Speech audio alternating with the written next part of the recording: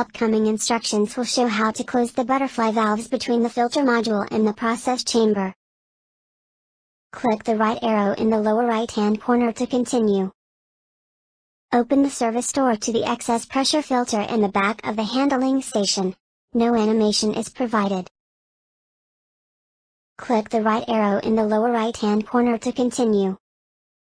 Pull blue handles up to unlock and close both butterfly valves by rotating 90 degrees so they are both horizontal. When completed, the process gas feed pipe is now closed. Click the right arrow in the lower right corner to continue. Close the left butterfly valve as shown by the animation.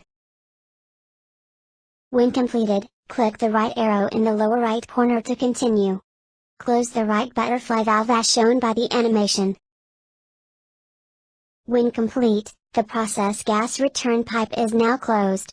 Click the right arrow in the lower right-hand corner to continue.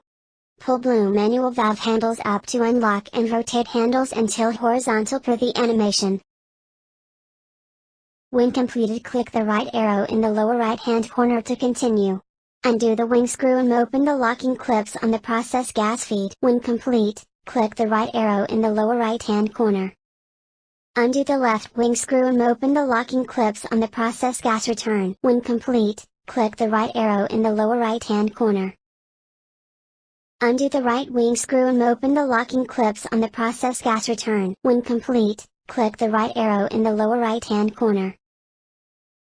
Undo the wing screw and open the locking clips on manual valve. When complete, click the right arrow in the lower right-hand corner.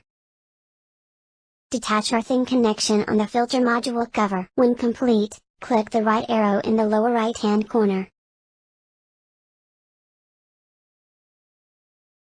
Disconnect all hoses attached to the filter module. When complete, click the right arrow in the lower right-hand corner. Release wheel locks and roll away filter module for cleaning process. This completes the filter change procedure.